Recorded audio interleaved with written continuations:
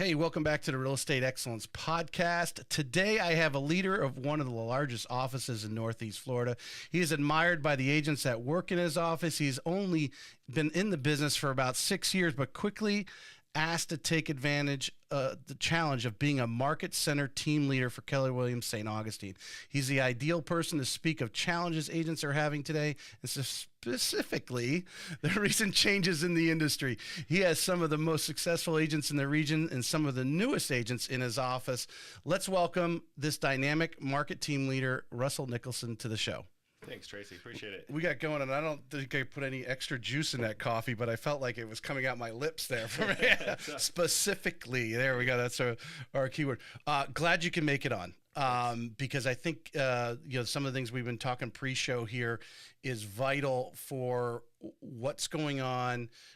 You're over a large group of agents. You're seeing them every day. You're hearing their pains and so forth, and how they're and of course. What you say is about 140 agents. You probably have 140 different ways they're doing their business. Yeah. Not only with the buyer broker agreement and so forth, but just doing their business in general, and to get a little piece of that. Maybe even we were just talking a little bit about teams and so forth. What your teams are doing, but ultimately, you are the tip of the sword when it comes to creating this culture in that office. Yeah. So. What I'm seeing a lot of is people that are not afraid of change in this market are the ones that are actually growing. They're actually still hiring, still growing their teams, or still growing their business. And the ones that really got so timid and or worried about what's going on, we're actually seeing some people retire. And we're actually seeing some people get out of the business or want to merge their business with somebody else that's not afraid of what's going on. I never knew you really could get out of the real estate business, didn't think especially so if you've had some success, right? I thought you're like, you have some success, you keep doing it, and then you can do it till your 80s, till your body can't get up out of bed anymore. Brain doesn't work. Yeah, exactly, exactly. Yeah, we actually have some people that are retiring, and we actually have created a couple programs about how we keep income coming in for their business. So where they can go retire and they can take whatever length of time that is, if it is forever or if they come back in. I don't think anybody ever stays out of real estate for too long. Since we're kind of on this subject, would you agree? You've been in the business about 6 years. You've seen people that have been obviously in the business 20, 25, maybe longer. Obviously, you're dealing with a lot of people who've only been in a couple years, but I kind of have the opinion a lot of agents don't actually look long term until they've been in it a few years, 6, 7 years ago. Hey, you know what? I'm making a good living out of this. I need to look at it longer term. But they've already bypassed. I remember when I was interviewing George Pottencombe with Christina Welch's team, and his regret was, he didn't work his warm circle early in his business. Yeah. And how important it is to get off to a good start, but also you got to be looking at that long term, because that whole database of names has value if you're working it regularly. Yeah. So I'll say one thing I teach people when they come in. So people coming into real estate today are probably best primed to go take market share and have a big business. But my theory on this is, if you don't work people that you already like and they already trust you and that you already know, when they start seeing you have success with strangers, they don't think that you want to work with them. So they get into this perception that maybe I wasn't that close with him. He hasn't called me. He hasn't invited me to his client. Or they're selling bigger homes. He likes to do. Oh, he doesn't want to work with me because my house is only 500 and he just sold a 1.5 million. Yeah. Perception like, oh no, what 100%. Yeah. So work in that sphere and work in the people that you like, know, love, and trust. If you're getting into real estate today, that's the most important place to be. I still have people that come in and run in, and they want to run to internet leads. And I'll say, open your phone. You've got 1,800, 1,900 contacts in your phone. Yeah. Why are you running to run to people you don't know? What's wrong? What's that? My brain is dead today. Yeah. I apologize. Imposter syndrome. Oh, yeah. Because that's what they really have, is like, well, I'm in real estate. I'm learning all this stuff. I went to Keller Williams. I've got this organization around me to help me and so forth. But they don't see themselves good enough to call on. Yeah, they feel like they're their people that they like, love, and trust are going to call them out. You've only been licensed for 1 month. I don't want to use you. But it's actually the opposite, because those people want to help you grow if they want to support your business. Yeah. So calling on those people and working that database, that's fundamentally the most important business you can have for years and years and years. That's the one you can sell. Yeah. There's no doubt there's people that will, because you're family, they're going to do business with you. There's people because they're family, they're not going to do business. Especially in my world, in the mortgage side, I see their credit and stuff. The real estate agent doesn't necessarily see that. Yeah. But, there are some touchy situations, but you've got to start trickling on those who are not, hey, I'm going to see if they're going to stick with this. So I'm not going to do business with them right now, but you're hopefully going to get their next deal because you are sticking with it and you are keep reminding them that you do want to do business with them. Right. Yeah. Right. Yeah. Yeah. I mean, there's a lot that goes into it. But a new agents they have an advantage because a lot of the agents that are in the business now that I'm hearing or talking to, they kind of have a fear mindset. And if their brokerage wasn't training or they weren't understanding the resources or reading the documents that are coming out or just getting back to the basics of real estate, they're struggling. Yeah. There's a lot of agents out there that are struggling right now. Yeah, I think you're 100% right. There's a huge advantage right now. It's kind of like AI, right? Haven't been talking about AI recently, but it's growing every day. But it's not so far forward that you cannot say, hey, you know what? I want to focus on how to use AI in my business, and in a month or two, be up to speed with everybody else. Yeah. And I think it's the same way with these changes, to jump in and go after. There's a lot of brokerages, like I said, they're not using the contracts properly, not filling them out properly because they're not going to trainings. You're going to leap bounds if you just take some time and go to these trainings and so forth to get up to speed. Yeah, pick up the phone and call somebody or start practicing contracts and just figure out what's going on. We're in a phase right now where we're just collecting all the data of what other brokerages are doing around us. Because some people took a strong stance on how they were going to operate or how they're going to do business. Yeah. And we were not expecting everyone just to not use the Florida Association of Realtors contracts, right? With NEFAR contract sunsetting, everybody should just be using Florida Association of Realtors contracts. And right. Some of them are just leaning towards using one of the 3 or 4 documents and not all of them. Right. So it's been interesting. But the market is what the market is. We've got to sell homes. Got to help people. Well, it kind of goes back to something we commonly talk about is, how good is the broker you're with? How good is, everyone, can be young and fresh and get in the business, and maybe they're a great broker for 5 or 6 years, but if they're not staying out in front of their people, they're falling behind. And as you know, agents move from a place to place if they're not getting value there.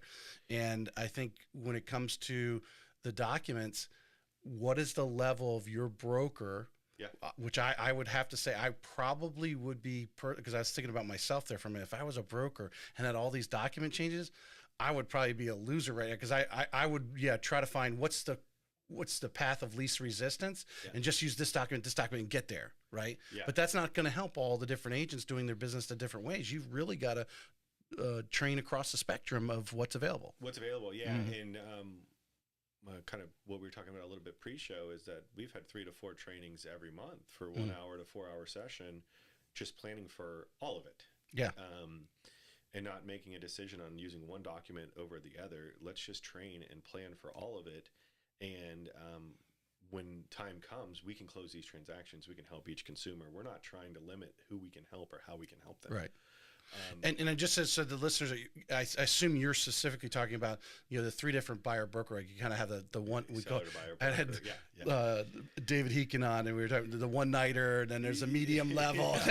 You graduate up to the more serious. Yeah. Yeah, it's that same concept. Am I going to work for this person for one property? Are we going to go around town and look at a bunch of stuff? Is this an agreement that we want to have because this person's not ready today? Right. Is this 6 months? Is this a year? What's that look like? And you've got to give the agents that where they're at in it. Maybe they are right now just really good at selling the one nighter because that's they feel comfortable with that. They're not putting pressure on it. But as they start graduating up and start taking the next bite, they say, well, it's not so hard because I'm doing a really good job of showing my value to get the full commitment. Which is where we've been on the list side for a long time, right? You can have 3 listing agents come over right now, and one wants to list it for a flat fee and help you at all.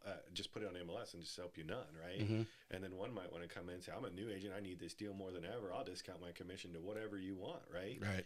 And then you have a full service, right? That's who's going to do everything and get you top dollar for your property. And the data has proven that over time that the person that stages the property and does the drone video and does all the marketing that they need with their database, they're going to make you more money. Yeah.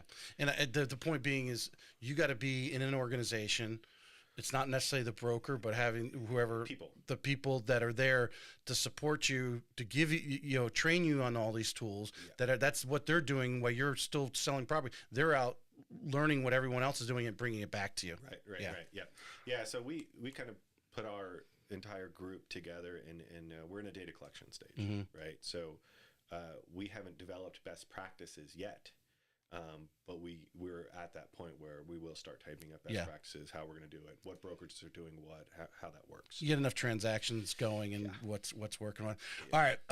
So we jumped out ahead there. I want to get a little background on you. And so everyone listening gets a little background on you and how you got to where you're at now, which I think you mentioned to me, you text message, you're now actually leading up the Daytona office as well. Yeah. So I've been, interimly filling in Daytona. So let's kind of backtrack a little bit there. So 2018, I got the license. I've got a Florida real estate license.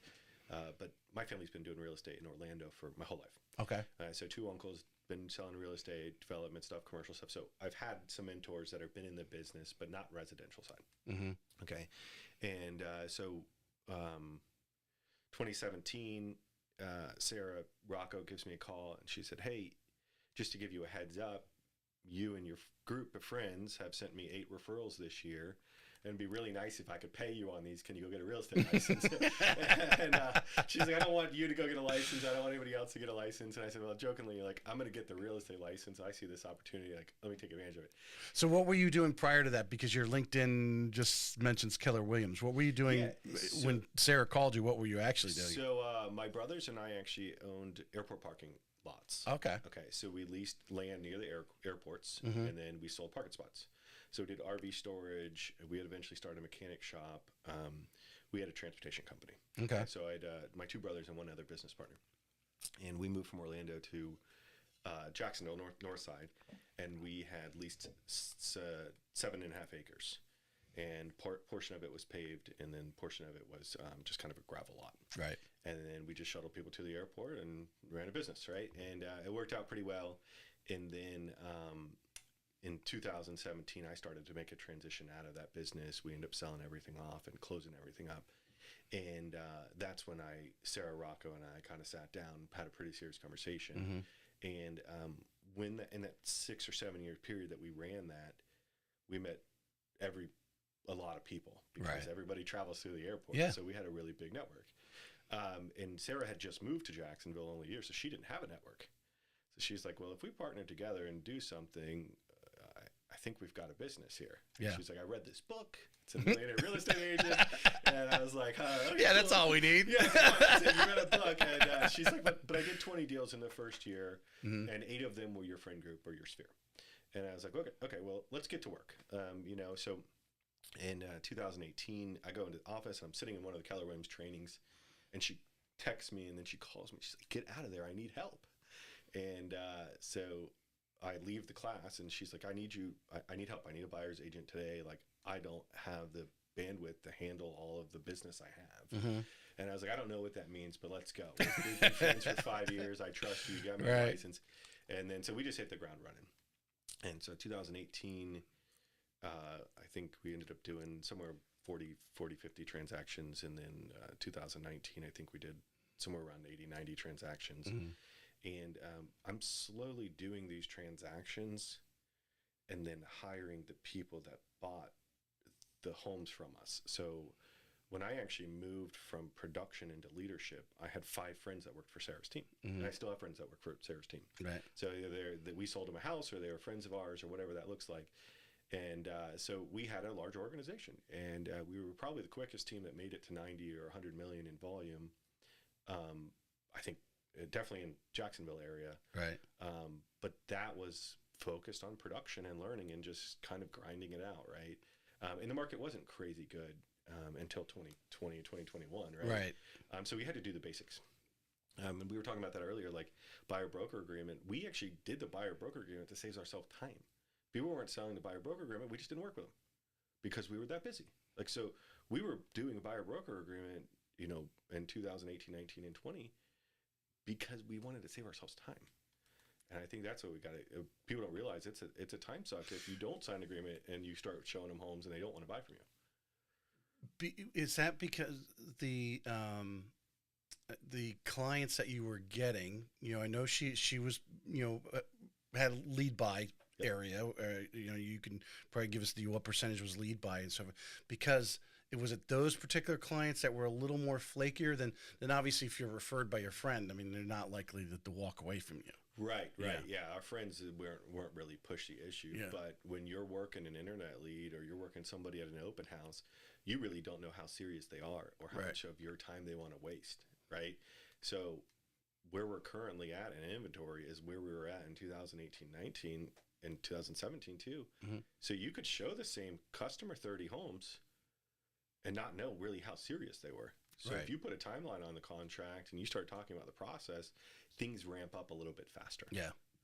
Well, as I often tell my agent friends, if you got someone you think is flaky, put them in contact with me. We'll see. Because when you start asking about financials, then they they're going to step up or step out. Yeah, exactly. So you start talking about the process and start getting them to sign a document. They're either going to say let's get rolling, or we'll call you back in 6 months, or we'll call you back in 3 months, right? So that's very interesting. I think the listeners need to grab on it. So I admire what Sarah created over there, and I call it a machine. I really, what you guys, and the fact that you guys were getting so much business from, and you can probably give some more details, but from a spectrum, because you were giving such great service. So you're getting a lot of referrals. You were bringing in new people, new clients, customers, whatever, through internet leads and so forth. And she created a system over there. Mm-hmm. Am I right? It just, really, because there's some, we talk about, I had Luke Christmas on a month or so ago,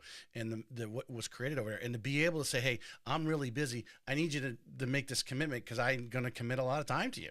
Yeah. I'm gonna find you a home. Yeah. And we created scripts for it. We created a dialogue.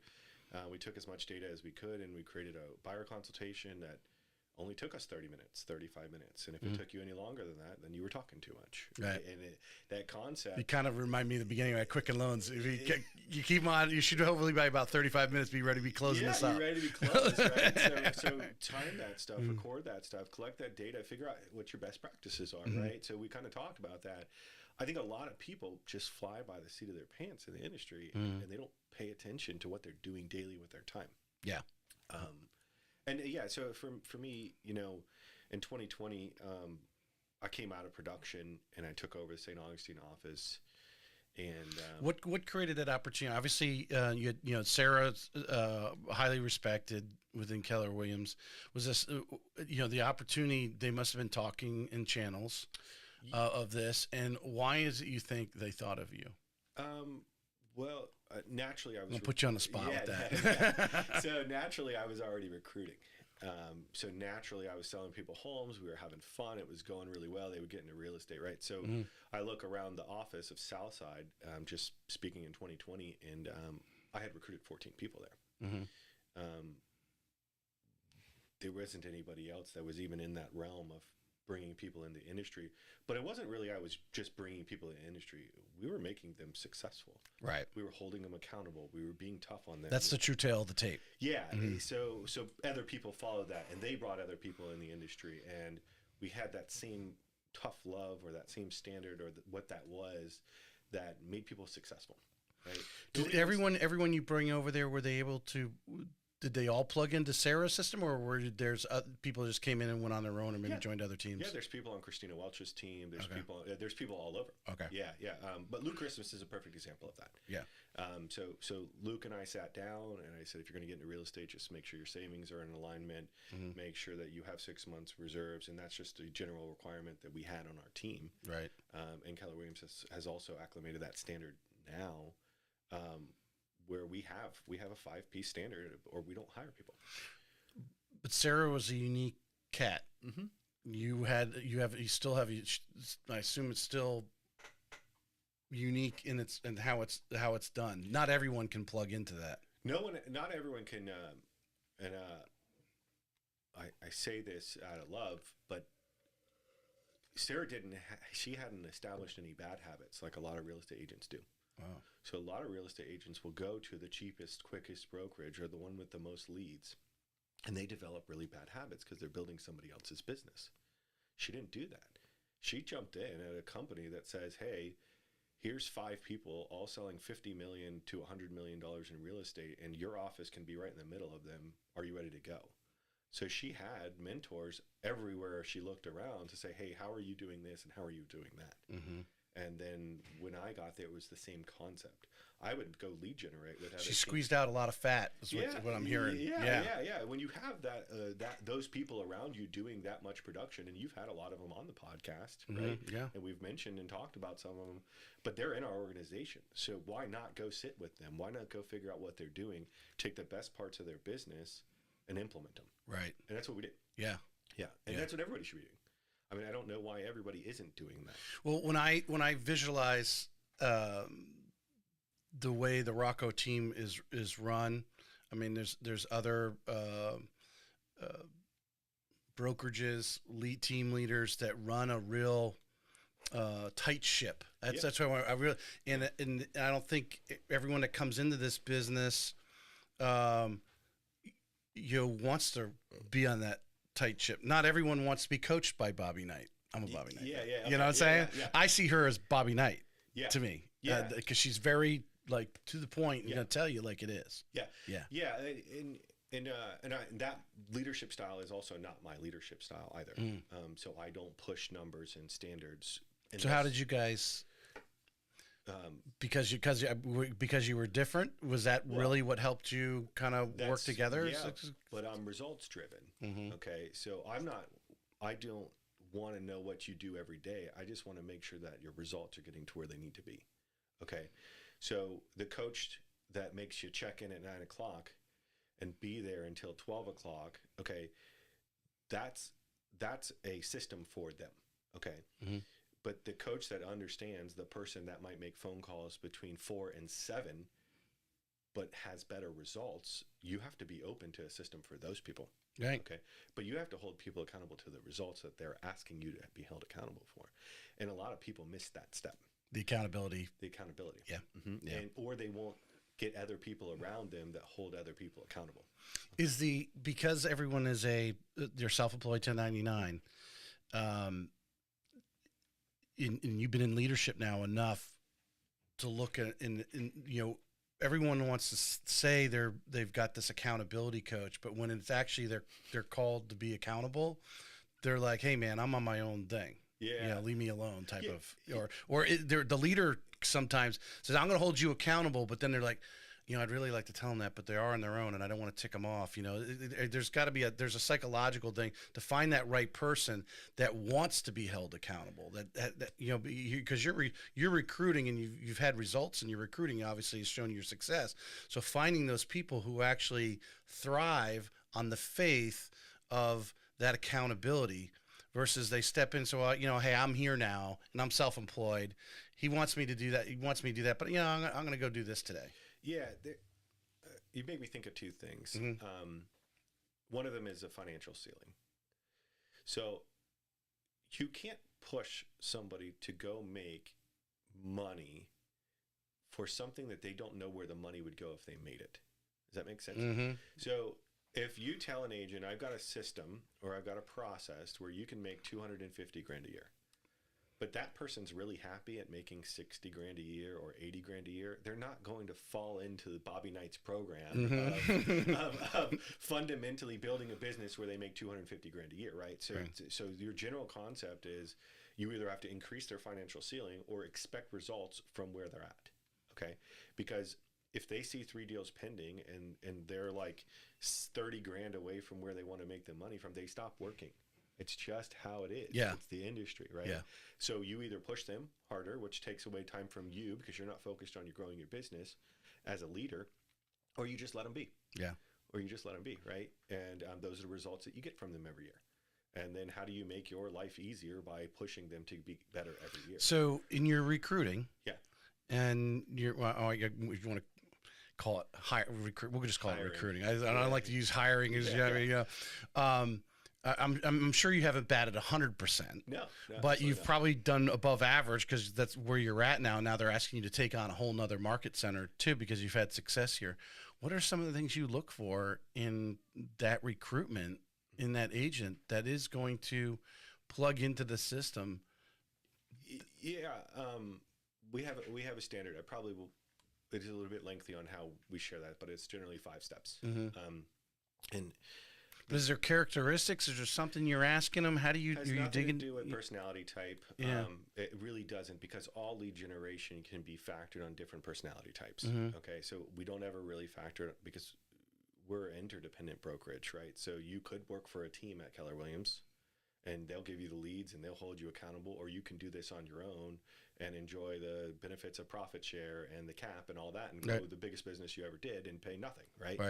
And so the general consensus is that, for me, they have to be doing this full time. They have to be learning based, or want to learn more. They want to grow as a person, okay? And then financially savvy and some sort of business acumen or common sense, okay? There's a couple other ones that we look for pretty regularly. But for me, if somebody hasn't already established really bad habits in business or life, then I can generally get them to success. And most agents, they come to me and they're like, I want to make 100K. I'm like, okay, perfect. We can do that. What do you want to do after that? What do you want to do with 100K? What are you making now? Have you ever made 100K in your life, right? So making them self-aware that they've never made 100K, or if they've made 100K, why are they stopping there? But it's never a personality trait. I'll tell you this right now. You take the 6 or 7 people in an organization that have $100 million teams, and none of them are alike. None of them are. They all work hard, but they have the same business acumen. They have a database. They have They have a financial ceiling that lets them get to where they need to go. But personality type, none of them are the same. Interesting. Because I mean, to give them that, like you said, go beyond. Like you ask them that, well, you want to make 100,000? Okay, yeah, we can do that here. What do you do next? And they only know what they know. They don't know. And I think that's part of the financial challenge, I think, as a society that we have, is they only know what they know. So if their parents only made $30,000 or $40,000 each, maybe they were teachers, that's the lifestyle they know, and they're budgeting and they're counting their, okay, I need to buy the car payment can't be more than $300 a month. And, they're looking at this and where they're going to grocery, or, hey, we're only going to have dinner, go out to dinner one night a week, or maybe that's pizza or whatever. So it's a financial ceiling. And we do an exercise. It takes about an hour and 30 minutes long. And are you like almost like a disc test type thing, or just a fun little game, and you're just giving people money. Hypothetically, hey, I wrote you a check right now for $4,000. What do you do with it? I wrote you a check for $8,000. I wrote you a check for $16,000. It's actually a pretty fun game. Yeah. And when the person immediately stops being able to write things down, they've hit their ceiling. They don't know what to go spend it on. So if they haven't started looking at rental properties, or they haven't started looking at an apartment complex, or they haven't started looking at retirement, they don't know where the money goes. Right. And their financial ceiling is done. So you generally have a consensus where people won't go where they need to go because they don't know what they would do with the money. It's the same when we help a buyer or seller. You can't get somebody out of their house if they don't know where they're going to go live. So this same concept. This leads me to actually it was one of the last things I had on my list of topics, but I think is one of the most important parts of your position in the office, which is retention. Yeah. And to me, when that leader, in this case, broker, wherever the offices is no longer adding value to their life in all different respects. It could be they're not adding value and training you on the buyer broker agreement. It could be as simple as that.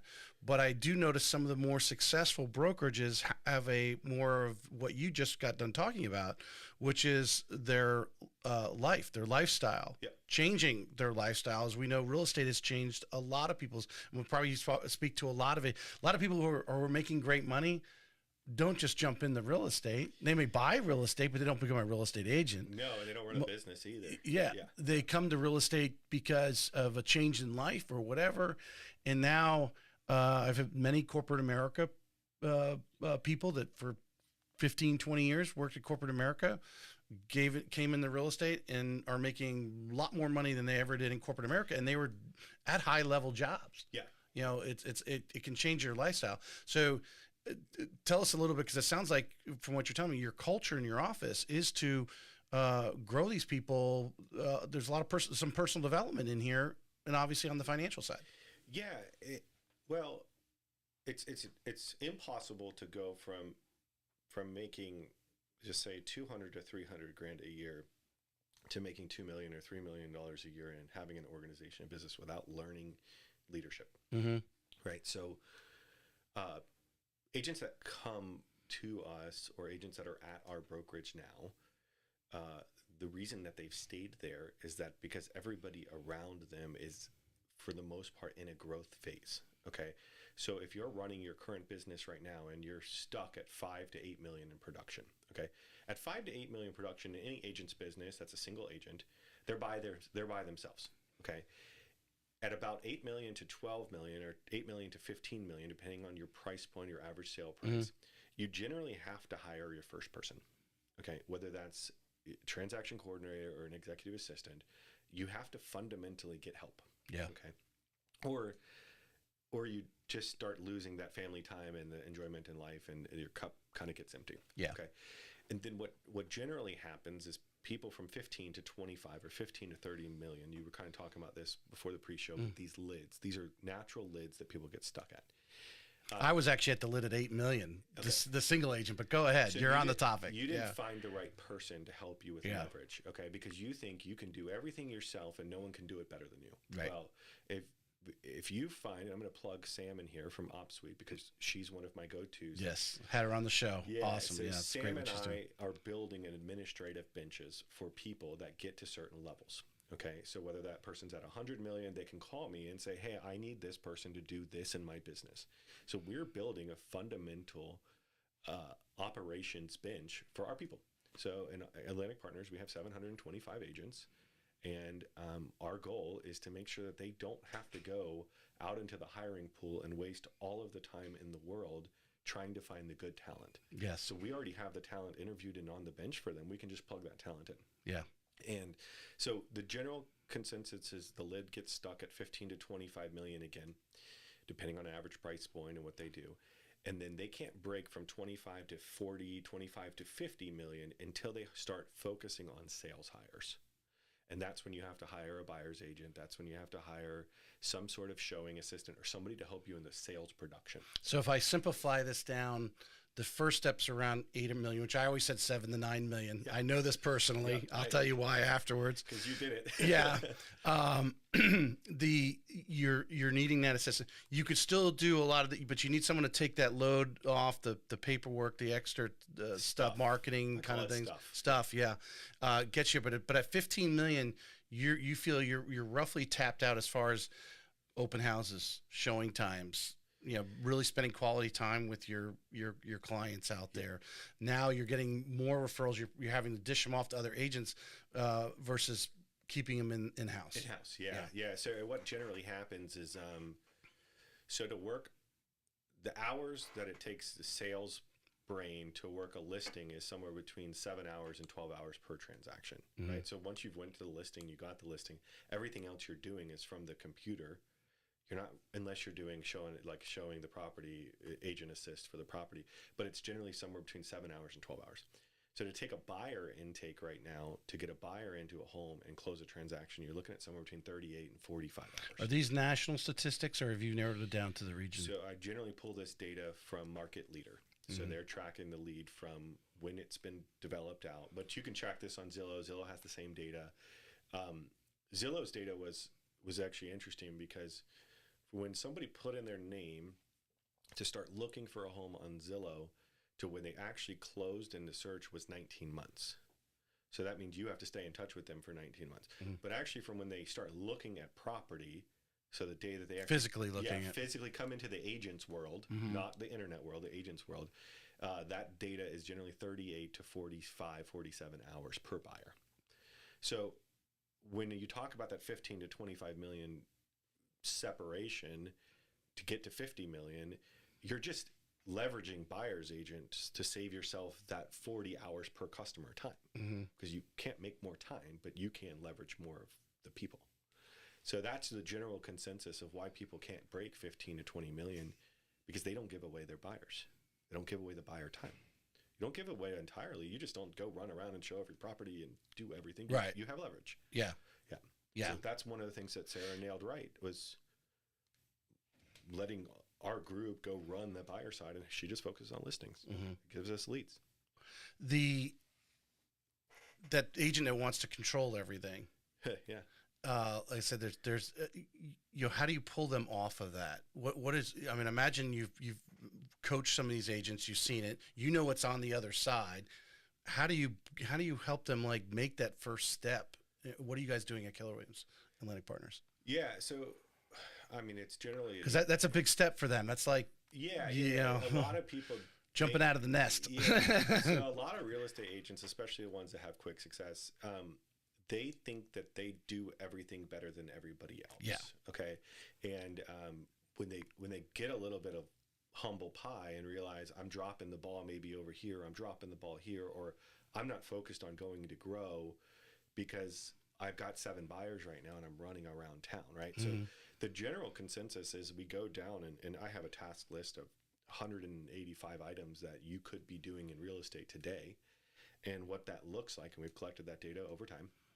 And I asked them, are you doing this? Are you doing these things, right? And if they say no, then that's what I put into their business. Okay, so their first hire is thinking that I'm missing steps, which is right, because they are missing steps, right? I'm missing or not doing them very well. Yeah, I'm not doing them well. I'm not staying in touch with people, right? So it's a needs analysis of just like, what are you doing? There's only 3 parts to any transaction in real estate world. It's follow up at the beginning, nurture, cultivate, whatever word you want to use. It's the transactional work, and then it's follow up at the end. What's my customers doing? How are they doing after 30 days of the house? Is their home warranty coming up? Have they done all those things? And then just making sure that your admin's reaching out to them instead of you, whether it's from your email or your phone, it doesn't matter. The consumer just wants to know that you care. Right. And once the consumer knows you care, they'll refer people to you. Yeah. And so there's so many steps that most agents don't know that they're missing because no one's told them it, or no one's shown them a list. 100%. Yeah. They only know what they know. Yeah. And they are wondering, how is that person doing 25 million? Well, first of all, you need to go have coffee with them and ask them, because they were where you were at 7, 8, 9 million and pulling your hair out. Yeah, there's nobody that sells $100 million in town, in Jacksonville, St. Augustine, Daytona. There's not one of them that won't pick up the phone and want to talk about themselves. I promise. I have them on all the time and love it. Yeah. So there's not one of them that doesn't want to tell you what they're doing. And so, so me, my leadership role, that was what I did. I picked up the phone and called them and said, great job. Awesome job. What are you doing? What are you doing differently? What are you doing really well? What are you not doing at all? So because we know all of them are doing it slightly different. There's no cookie cutter thing, although they're stealing some from everyone, creating their own. There's debate on, well, what is that first? Who should be that? You're at 8, 9 million. You're pulling your hair out. You need to relieve yourself. You have to sit down and break it down, like the what I like to do, what I don't like to do. What I need to do, because obviously you're the face, right? People want to go with, your name, your face, but you got to have this other stuff done. Are you hiring that assistant, or is the transaction coordinator? Is it set in stone? Do you have a script of that's the way it's supposed to happen, or is it really by person, dealing with that individual agent and what they need? It's based on GCI, so it's based on gross commissioning. So following the MREA model. You can't hire somebody if you're not making any money, right? So you can't spend things that you don't have. So leading with revenue concept. But the general consensus is not what you like to do or what you're not doing. The general thing that I get down into the root of it is what's going to make you money today? What's going to make your people refer people to you so your highest return of investment is given back, right? Because if you're not where you need to be financially, then you can't go hire and leverage these other people in these other roles. Okay. But then I also will look through the task, and I know what tasks we can get done by a virtual assistant, and I know what tasks we need to get done by a human, and I know what tasks the agent needs to do. Right. Right. So that $8 million to $20 million climb is, hey, it might be a virtual assistant here. It might be a transaction coordinator that also does some follow-up and some marketing for you, or that does listing management for you. Right. So, it's just a simple consultation of what they're doing and what they're doing well. Do you find the ones that are making this first step, because they don't know what they don't know, they don't think in their mind, they're thinking they got to hire somebody. It doesn't always have to be a person. When they don't realize there's my ops suite out there, she's got it set up to, if you're just doing it by a transaction, I mean, she's got it so many different ways. I think you can, however big your pie is, she can handle it in a certain way that if you're doing 1 or 2 transactions a month, great. You're just paying by the transaction, and really, again, explaining to the agent what they don't know, that these services are out there. They're out there. Mm-hmm. And well, you asked about retention. Mm-hmm. The brokerages that are also not looking for these solutions for their people because they're too busy producing or trying to run a small independent brokerage that might not be also making any money. Right. They're not looking for solutions for these people. They're not trying to help the agent grow, because also there's a pride thing that is involved. If I produce an agent that sells more than me, what's going to keep them with me? Right. So you have a common practice right now where agents are looking around because they want to be at a brokerage where people are doing better than them. Right. And if they start outselling the broker that's still also trying to run an office and do things, there's general consensus that it's not going to go well. There is people that have competing against a producing broker. I don't think that. I think there is there's a fine line between a broker who's producing is obviously staying in touch with what's going on. Right. There's some brokers who are not in touch. There's some brokers who aren't producing. I always bring up Howard Flash in at Roundtable. I think he does a great job of staying out in front of what's going on, so he can be informing and coaching his agent, even though he's not in regular production. Correct. That's obviously the challenge that you have every day, right? Yeah. So that's it. You have to be in the agent's transactions and business and know what's going on. That's why I said we go in that data collection phase, right? Our brokerage is set up a little bit different because we have a managing broker that's in the transactions with them, but one's going well, one's not going well, right? Mm-hmm. And then you have a team leader that runs and helps hire, recruit, train, consult, right? So my primary function is to grow the agent's fundamental business, and then you have a managing broker that works on the brokerage transactional issues. Yeah. And we run that side by side. Because the sales and operations are 2 different brains. They're 2 different parts of their brains. Mm-hmm. Some people can't grow because they can't get themselves out of sales. Yeah. They will not look at operations because they just want to dial all day. Well, I often wonder how some of these brokers who don't produce, especially the small brokers, like how are you making any money? Oh, you either got to get some volume going on here or number of transactions. But they have other income streams, or they're doing something else, or they have a title company, or they have a mortgage company, or they're doing joint ventures, right? They're letting that float the brokerage. Right. So then they can sell and do real estate, what they think is for free, but it costs them money. We touched on recruiting because it just came up in conversation. Let's talk a little bit about why should someone's out there right now, and I've said this numerous times on this show, and I think you'll actually support this idea if you haven't heard it. I think there's obviously we know there's a low threshold to get in the real estate, become a real estate agent. Yeah. Pass a test, you've got a license. Yeah. That whatever that few $100s that actually costs. That agent's biggest mistake could cost them their business. I think it costs. That's why 80%. Not saying all 80% get out before their first renewal because of this, but they choose the wrong brokerage. They really need to find the one that fits them. Maybe has the culture. I had trying to remember who I had in here the other day, but they said they wanted to come. It was Brandy with DJ. When she first started, she wanted to come in an office. That was really important to her to get that work mojo going, right? Yeah.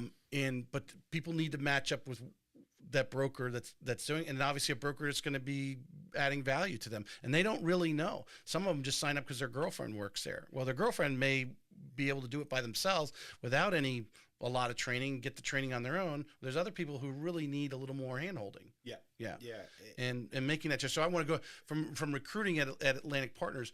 What are you putting out there? If I was sitting across from you right now, I'm a prospective real estate agent. What are some of the things that you're doing in your office to pour value on it? If we can keep it as simple that someone who doesn't know the business, an agent who hasn't even sold a deal yet, just got their license, how would you express what you're doing there? What we're doing, yeah. So, I mean, I think there's several parts to it because I just kind of give you a quick overview. I'm probably... We ultimately know they need to come sit down and see you. Yeah, it has to be in person. If anything that Russell says here, suit your fancy. I mean, call them up and get more detail. Yeah, it has to be in person. Yeah. I actually had an agent that told me she didn't have a driver's license yet.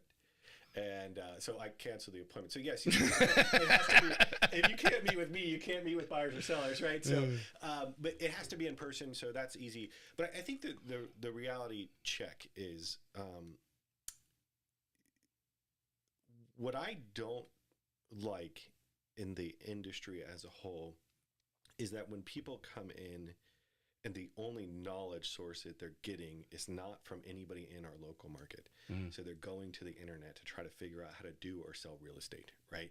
So their brokerage might not be providing any sort of training so when you come into our office, so I never let anybody join on the first day.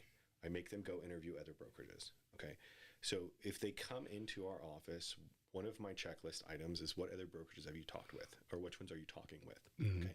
If they told me nobody else, I make them go interview 2 other brokerages because I don't want, when it gets hard and we're holding them accountable and their business might not be going the way they wanted it to because they're not working as hard, I don't want them to think that this is a brokerage's fault. So I make them go interview other people and then come back and get a consensus of what we're doing and why we're doing it. Okay. But the first things we do is that they have to time block a calendar and a schedule, and it has to be treat it like a full-time job. You're going to be available working somewhere between 40 and 60 hours a week to launch this business. And if you're not willing to commit to that, then hey, here's 4 other brokerages for you to go to and figure out where you need to be, because we're not the one. And so coming in and working full time, and then what I do, and this is just kind of a Keller Williams systems and models, is we give them a 30, 60, 90. Okay, so these are our expectations of you in the first 30, 60, and 90 days. If you can't hit them, then at day 90 or any part of the process that we feel like you're not hitting them, we're going to have really uncomfortable conversations with you. Are you okay with that? And generally, they want to join. They're excited, so they say yes. Right. So when those conversations come up, they're a little bit like, oh, shoot, this is what I asked for. So then they still kind of look back internally and say, I want to be successful, and that's why I chose this brokerage. And it also helps with retention, right? Because we're not here. We don't go into the office every day to just go sell homes. I go into the office every day to teach people how to sell real estate and sell more real estate. When you say that, because I feel, I don't know if you agree with this, there's not only a financial thing, because you pour training into them and so forth and all these things, but there's also an emotional. It's an emotional thing. Because people are pouring in and they want, I don't think you'd be where you're at if you didn't want to see them be successful. It's the whole point of sales. You're successful. I'm more successful. We're all more successful. But you obviously see something in them, is why you're saying, yes, we'd like you to join. Well, and so I don't recruit based on cold calling, right? So I recruit based on referrals from my agents. So if my agents are referring people to me and then I'm not getting them into production, the referrals are going to stop, right? So if people are referring them to me, then I have to make sure that those people are right fit to sell real estate, and that there's accountability there. There's metrics and things that we look at that puts that person to go from never selling a home to selling $5 million in their first year or $10 million in their first year, or whatever number they want us to push them to. Have you ever had somebody your agent referred and then you interviewed them and went back to the agent and said, tell your friend to... I have a phone call after this. I have to tell them we're not bringing them on. There's some things that we don't mess with, and that's producing agents. So there is producing agents that we do not bring back onto the roster. They're not fit the culture. Right. Their reputation isn't good, or they have a lot of drama, or things of that nature. Doesn't fit. It doesn't fit what we're doing. Right. We're here to grow a good based business and make people money. Yeah. And if I'm bringing in distractions, we can't do that. I like just the way you, I don't know if the tone or just the way you went right to, when I asked you the question before, when you were talking with them, their business. Yeah. Almost like you immediately gave me the impression that when you're having this conversation with them, just like someone wants to buy a franchise. Now, there's franchises, hey, if you got the money, here it is, and they're not going to support you. But the person thinking long term, your reputation, you like what you're doing, you like running that office. So everyone you have hopefully more successful hires than non-successful hires. That's very important for you, for them to understand this is your business. I'm here to kick you in the butt to hopefully you make it a good business for you. Because the obvious is I need to look good because I'm the recruiter. This is important to me, and I love St. Augustine. And the poor that, like, hey, I'm going to give you all I have. But the important thing is that this is a business. Yeah. There's no benefits or salary that we're giving you. We're just going to provide you real estate knowledge and maybe some personal development. Yeah, and we're going to have a lot of fun doing it. Yeah. Our office has a ton of fun, and we celebrate people, and we do a lot of events, and we do a lot of socials, and it's almost, we've built a family, a sense of community, right? And there's 140 people, agents there, and I wouldn't say agents because some of them are just operations, so they're not selling real estate every day. But it has to be a place where people want to come and feel of value or appreciated, but they also want to be able to pick up the phone and know that I'm not going to just give them a bad piece of advice, or a top agent's just not going to give them a bad piece of advice. We're giving you our experiences of what we've done, so you don't have to go do it again. Right. People are still in real estate trying to reinvent the wheel. Mm-hmm. Why? Why? We've been doing this for years. I mean, our brokerage has been open, privately owned, for 44 years. Right. And there's 160,000 people. Pick up the phone and call them. They're there for a reason. Yeah. So I think people get disconnected, and a lot of people will blame a brokerage, or they'll blame the broker, right? And so I've had several conversations of like, hey, this is an issue between you and your broker. Like, you're not fit for us. Go have a conversation with your broker, and hash that out, and then give me a call. But we don't carry on like a series of drama or anything like that. So people have to hash their problems out in the industry, and then we'll help them. Yeah. Yeah. But they have to be focused on grow a big business. Yeah. No, I had Caitlin Doherty, and Caitlin's down there in St. Augustine, and we were talking about why agents bounce around the different brokerages is because they're trying to find this.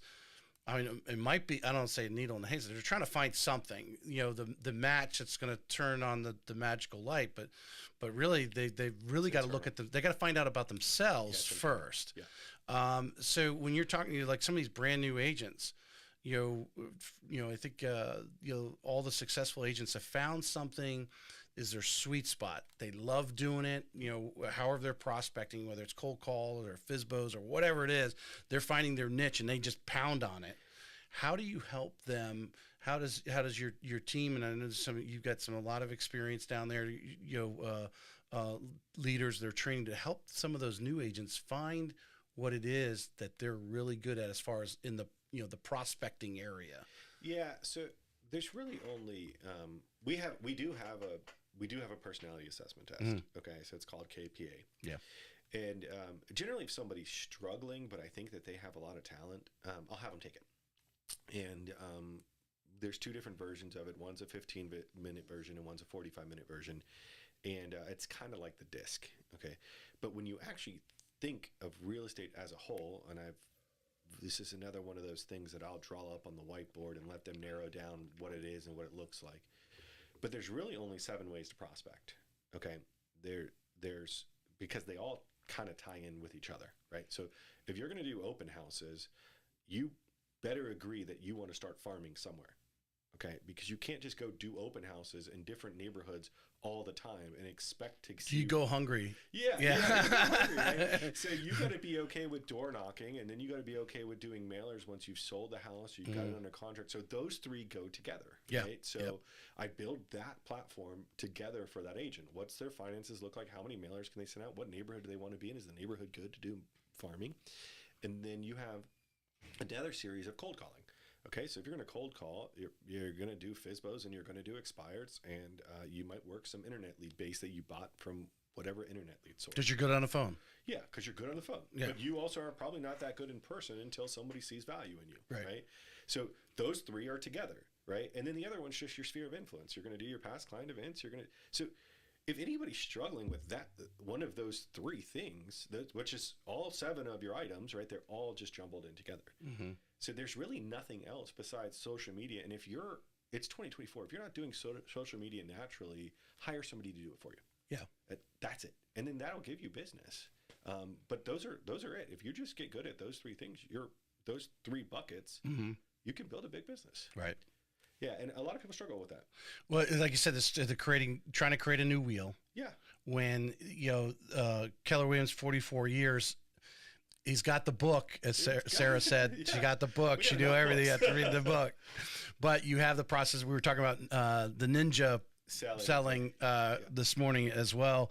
That these things are there to plug in. Now, obviously, if you don't know the business and you are listening, I was listening. I'm almost through with the ninja selling. I've been listening to it the last few days on the Audible. You may need someone to kind of stick it to the wall because you don't know the business yet. Yeah. And what he's actually talking about. You know, what is it? The eight touches, right? The last one is a meeting. You email them some other stuff, whatever. There's 8 touches that you're doing to create that relationship. I was listening to that chapter yesterday.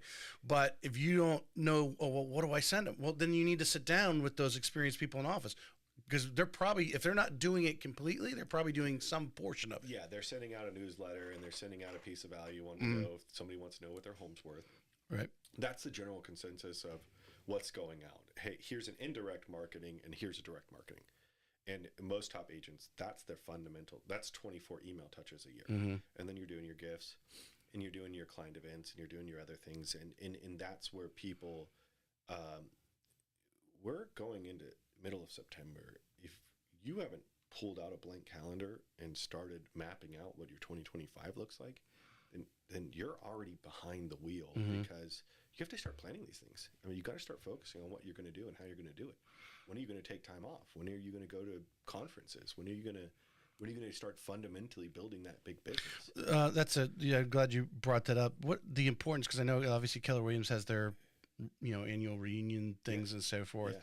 How important is for agents to go out of the area? I mean, we were talking about it a little bit before the show, but listening to people in the area, but you need to bring some people from outside the area to come speak and get some new ideas. But to go out to go to 1 or 2 events, I don't know if Keller Williams has a recommendation, but to go to some of these annual conferences, obviously go over to Florida Realtors Conference and run into these agents that are from different areas of the state and hear what they're doing, exchange and create relationships. Because I hear a lot of people that really dig into the creating relationship parts are getting a lot of referrals. Yeah, they're getting referrals, but you got to be careful too. You got to be careful who you take advice from. You asked me about Angie Bell, and Angie Bell is one of my favorite terms ever in real estate, and she calls them bottle rockets.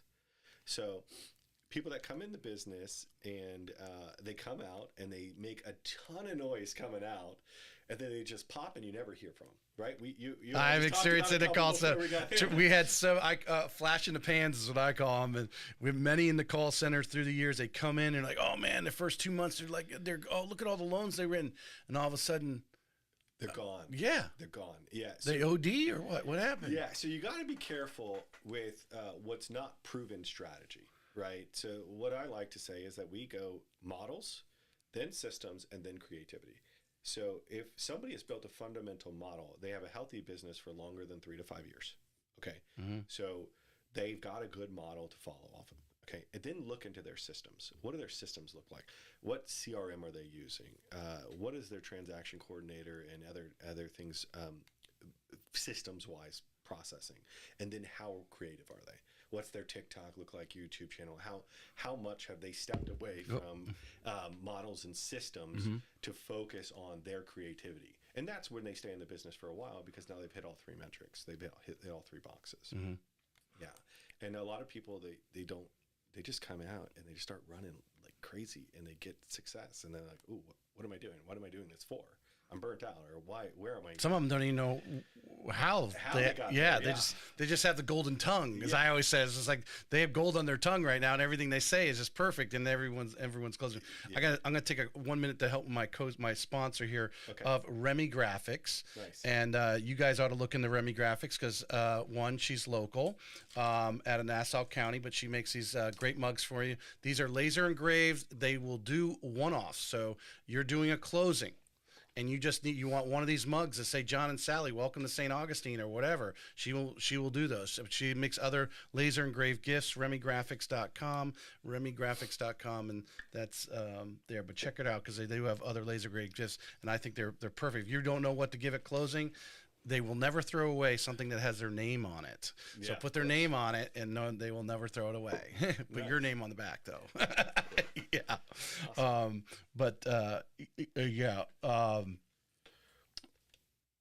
Challenges right now that you're seeing. Well, and it doesn't necessarily be right now. I don't want to be right now, because I think you're seeing it regularly. You probably have agents come in your office, and when they walk out, like, oh, okay, that's the third one this year. The challenge that new agents are having, in obviously some need a little more coaching, right? They need a little more, encouragement, whatever it is, because I imagine it's part of your culture. There's people that come in sometimes and something's happened in their life and they're down, and they just started this business, and what's going on? What are you seeing? Obviously we don't need to know about the personal challenges, but the challenges that they're having with the business, and then what advice are you giving them, or heading them, pointing them in a direction? Hey, all right, let's get you some more training over here. So I'll kind of go into a session I sat in about right after Mega Camp, so middle of August. Keller Williams brought in a gentleman named Steve Murray. Steve Murray is who built out and started Real Trends, and then they sold it to Housing Wire. So Steve comes in, and we do a 5-hour session with him, and currently there's about 25 brokerages that are actually buying other brokerages in the country. Okay, so your Compasses, your ones that are just have a lot of public money being pumped into them, they're trying to purchase brokerages, right? There's 1,100 independent brokerages on his desk for him to mediate the sale of. That's what he does now. He tries to mediate the sale of these independent brokerages. Okay. The most common theme of why the independent brokerages were going under, or why the agents were leaving them and going somewhere else or starting their own thing, was value proposition. Okay. Not brokerage value proposition. It's that the agents don't know why anybody would use them. Okay. So this NAR lawsuit made a lot of people check back into reality and just say, I'm not really that good of an agent, or my value proposition's not big enough. People aren't going to pay to use me. So they kind of got a little bit of like, I'm out. Very good point. I'm out of here, right? So when you talk to the most common agent, or in just general of even running this podcast, people have to find out what their value proposition is, right? Like, what makes you stand out from the rest of the agents in the area? Or what makes your brokerage stand out from the rest of the agents in the area? Or what makes you stand out as a person against everybody else, right? So a lot of people this goes back to my imposter syndrome. Yeah, a lot of people, it's not so much that they need training or coaching or accountability. Sometimes they just need to figure out why they're doing this. Why are you waking up every day and coming into the office? Right. What's your value proposition? Why would I use you over me, right? Or why would I use me over you, right? And a lot of people have to figure that out. And if you don't figure that out quick, people aren't going to use you, because you're not telling anybody about it, because you don't know it. Right. And well, is it that they don't know? They know, but they don't, because we're in the business, there's a lot of things that we just take for granted. So I guess you want to use lack of better words, that we don't understand. That's actually value to that person who's over there, who's not in our industry, but is buying or selling a house from you, and explaining to them Our that. value, yeah. We may explain it every day, say it every day. That's like, oh my God, I got to say that again. But to them, it's Yeah. gold. Yeah, if you're a real estate agent in the business right now and you aren't educating your consumers or your sphere of influence or the people in your world, you're missing moving our market forward. Mm-hmm. Okay, because there's so many people, just like everything else in the world, that are sitting around afraid to go buy a house because they don't know. They don't know what happened. They don't know the change. They might have just seen something on the news. But we have to educate people that real estate is still happening. Like St. Johns County, last month, sales were up 14% from July to July.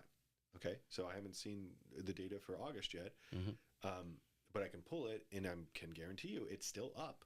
So if your business isn't up, you're missing opportunity right now. Our office is up 37% this year, and it's really hard for us to even get to that number because we're a very big volume sales office. We're going to do about 500 million this year. And that is all. We're not growing an agent count. We're just growing our current core agents, right? So people are, like I said, you have people that are moving or retiring or moving to Jacksonville or moving to South Florida. So our agent counts relatively stay the same. It's 140, 138 to 142 is kind of where we teeter. And we actually just flipped the switch back on to go into a growth phase because a lot of people are a little scared about what's going on. Yeah. They don't know their value proposition or their brokerage isn't training or those things aren't happening. And one of our biggest rules right now is we don't hire anybody with bad habits. They've got to come in and want to fundamentally do the basics of the business or they're not going to sell real estate. Right. Yeah. Which is your cold calling, your door knocking, your mailers, your social media. Like you got to do all those things or you can't be successful. And if you do, then you can just join a team in our office and they'll do all that for you. And then that's a leverage piece. Right. Yeah. Right. Yeah. It sounds like part of your value that you bring them is bring them to the reality of, we're up 14% in St. Johns County, for example, Yeah. knowing that stuff and being able to spill it off. What is your, even though you've been in the business 6 years, but if you've been studying what's been going on, tomorrow, well, I think the market's already built in the rate drop, what they think the Fed's going to do. So I think a lot of people are going to be disappointed when the Fed funds rate does what it's going to do, and interest rates might actually go up, even though the Fed funds rate went down because the market's already built in what they thought. Or think they were going to do. I actually think there's a chance they might not do anything. I'm okay with that. Yeah. I'm okay with that. But keep going on. How do you when you're using these statistics? Because I imagine there are those people in the DISC assessment that are analytical like that, or sometimes you have to bring that emotional person to say, this is reality. You see these numbers. Here's the common sense. What's going on? But just to keep and it's not a spin. I mean, but to put the positive, the glass is half full, because we all have days where we think the glass is half empty, right? Yeah. But to keep that, using those statistics to encourage your agents, you got to realize you're living in one of the hottest counties in the country. Here in Northeast Florida is an overall demand. Yes, our price value is up. Yeah, they are. Yep. And they're going to keep going up. And people are still moving in from the Midwest and still moving in from New York. And if the interest rates do drop, we're going to have another situation where we are going to have multiple offers. Unfortunately, it's going to drive housing prices even higher. And the unfortunate thing, type of thing. But that is reality. You're sitting in front of a wave right now. You're riding a wave, and you need to ride this and take full advantage. Yeah, and so I think I'd probably go back to Steve Tufts and Alex Stewart. I think they taught me this not too long ago. But we come back and one of the things I do is generally a pipeline evaluation. Mm-hmm. Who are you working today? Who's going to buy when? And what situation are they in? And I always come back to the fundamental 6 Ds of real estate, right? Your deaths, your divorces, your diamonds, your degrees, your deployment, and then diapers. What's the diamonds? Marriage. Okay. So okay. So they're selling 2 houses. Yeah. So they're selling 2 houses. Or they're going from renting to buying their first house because now they're married. Together, yeah. Right. Yeah. So I will look at their pipeline and say, well, label this now so that's tier 1. Anybody in that category in their pipeline, that's tier 1. Okay. Anybody in tier 2 would be your Airbnbs, which no one's buying because they're not making that much money, right? Oversaturated. I think it's at St. Augustine. Yeah, St. Augustine is relatively oversaturated, and we have some restrictions at the beach.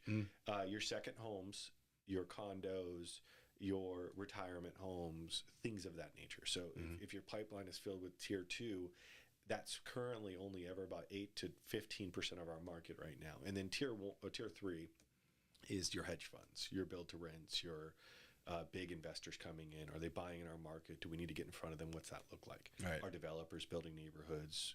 Because I imagine that's one of the fears of someone's watching this. BlackRock's going to buy up all the houses. BlackRock's going to buy. And so we can look at that data and figure out if it was a homeowner or if it was a BlackRock that bought it, right? So collecting the data in St. Johns County, your 6Ds are fun. They're about 80% to 85% of our transactions. So that all it is, just tell people your emotional standpoint, go be around people that are living their life, right? So if they're getting a new job or they're in school and they're going to graduate soon or they're going to have a marriage or a baby or they might have divorce issues, you have to be around those people, not to say go get into their business, but if you're not surrounding yourself by people living life, because those are all 6 natural things that happen to everybody no matter what, then you're not moving real estate. Okay, and you have to stay in touch with people to where they reach out to you when one of those things might be happening. And so when it comes to the emotional side of it, I take it back to a more realistic approach of like, okay, look at your pipeline. Are anybody in your pipeline going through any of these 6 things? Because that covers every reason why anybody would move. Right. And if they say no to me, then I'm like, okay, well, you're in trouble. Go meet some more people. Go meet some more people. Yeah, you're in trouble. But if they say yes to me, they say, okay, perfect. Go take that person to dinner. Go drop off at their house. Like, go say hi. Call them. Right. Do the things. Right. And but yeah, if you're not around those people, if your business was built on Airbnb investors, you're probably not doing a ton of sales this year, unless they're putting deals together. But yeah, that's how I keep the emotion side out of it and the reality side. So, single family St. John's homes. Sales with 600 something transactions, right? So if 80% of those transactions were because somebody had something happen in their life, it's 500 something people that you didn't talk to. Like what were you doing? Why weren't you engaging with those people? It's on a timer. Keep going. Keep going. Yeah. So why weren't you engaging with those people? And that's just kind of one of those things I push people back to figure out. Does that kind of answer that? Yeah. Because I think when you have 140 agents in your office, you've got 140 different personalities. They're all different. Hopefully, some of these team leads take a couple chunks out for you. I've got Noah Bailey's group's got 18, 20 people. So when I consult with Noah Bailey, it's what do you need? What talent do you need? What recruiting do you need? What people do you want me to bring to you? That brings up again. So our listeners have perspective of what's going on and why Keller Williams, St. Augustine, Atlantic Partners, St. Augustine, they should put on their consideration. Why someone like Noah, running his business, successful, why is it he stays with you versus going out and open his own brokerage? Yeah, because I think it's going to speak to the person who's new coming in of why this successful person who knows the business, he doesn't need a fancy office. He can go get his own fancy office. And I mean, why he still is plugged in to this system. Yeah. So when I'm kind of talking about that interdependent model, right?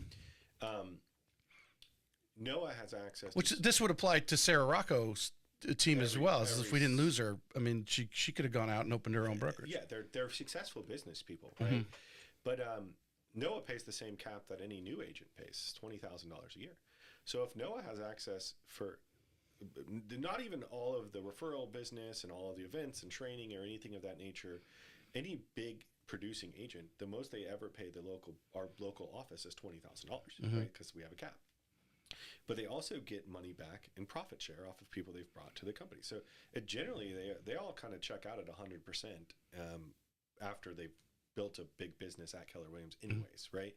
So, but they have access to a managing broker, and then they have access to an entire team that does the finances, that does recruiting for them, that does training for them. So you can plug into an office of this size, and you also can get into a room with 6 other people that have businesses the size of yours or bigger, right? Right. So you're getting invited to those special sessions or masterminds or things of that nature.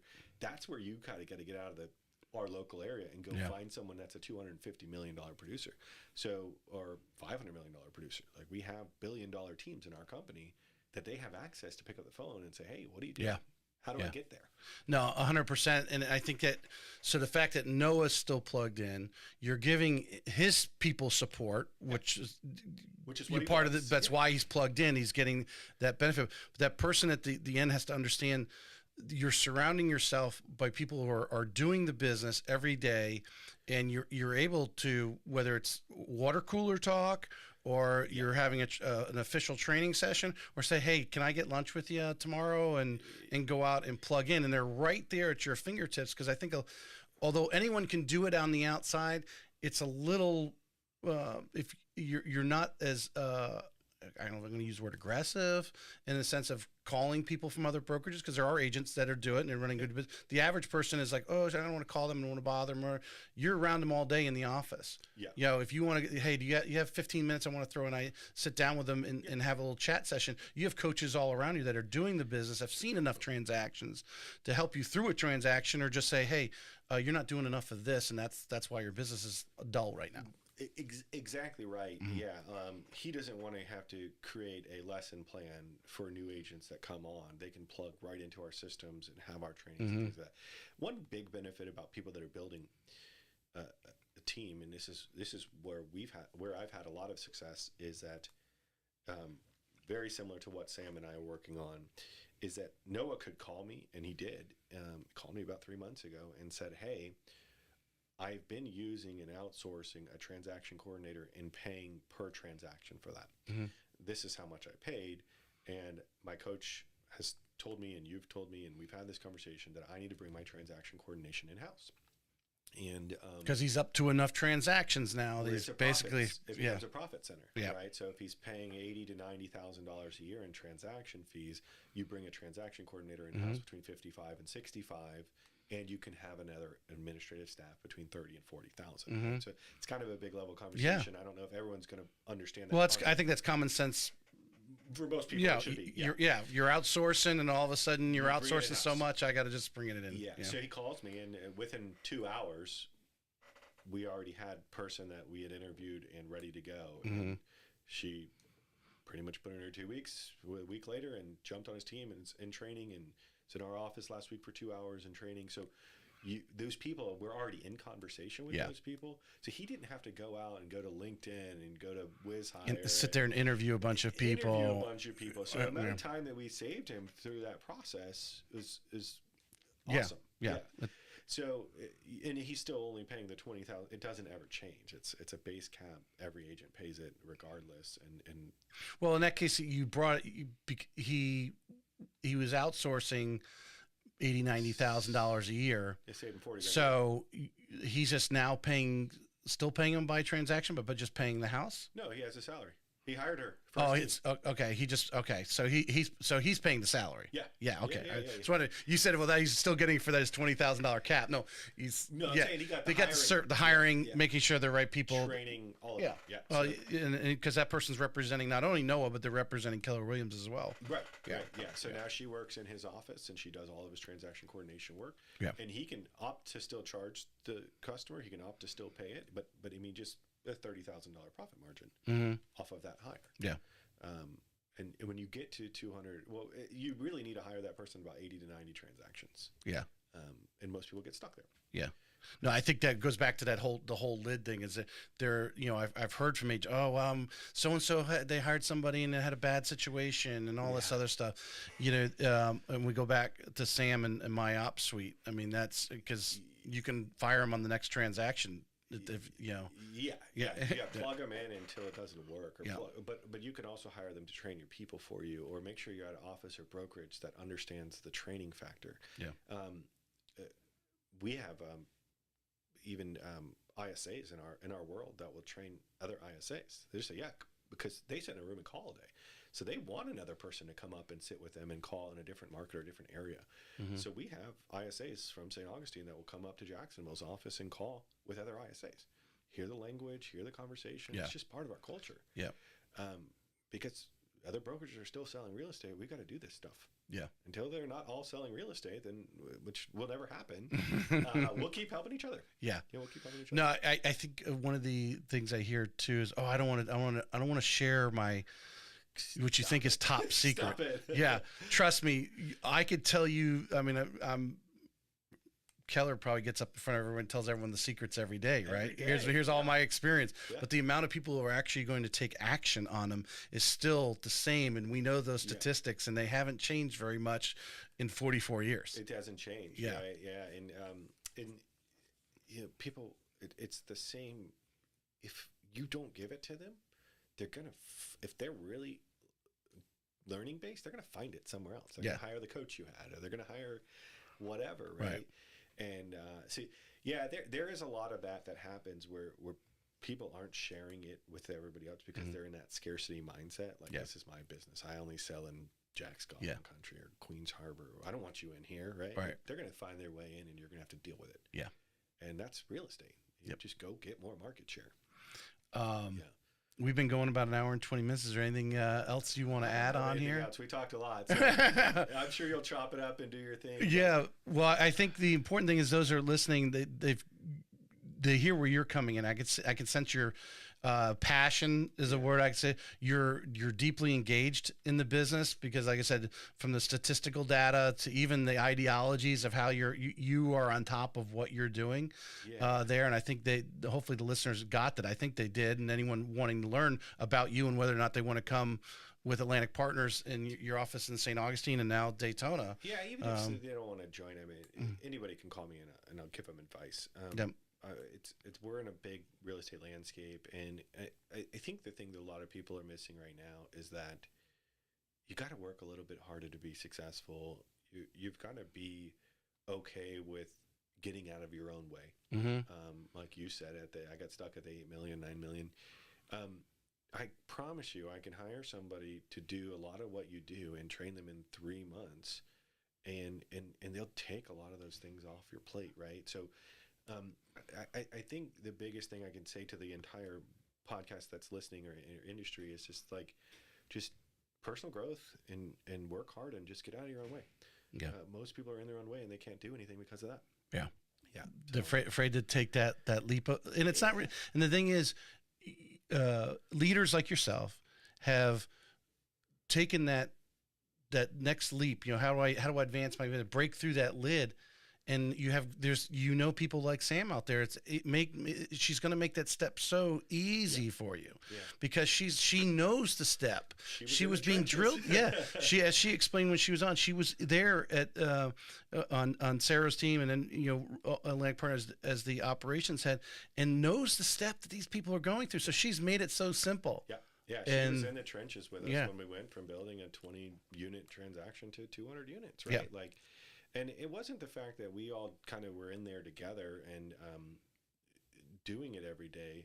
It's that we always found our way into a room with somebody that was smarter than us as a team, and then we collectively would debrief together. So we're like, hey, this person's doing this at this level. This person's doing this at this level. Let's put this all in an email, and when we get back home or when we get back to wherever, we now know where we need to go grow and what we need to do. Yeah. I'm going to make my last statement because that, the egos were in check. The egos were checked at the door, as my buddy Tom Reber likes to say. You checked the egos at the door and you came in and said, what is this person doing? And actually broke it down and pulled out the best slices of that pie, and 100% the truth. and that's what's made you great at what you do, because you were able to. Not everyone can actually understand, actually break it down right down to the molecule level of what is actually going on that's making this happen, and being able to put all those molecules in together into a successful book that you're talking about. You're talking about.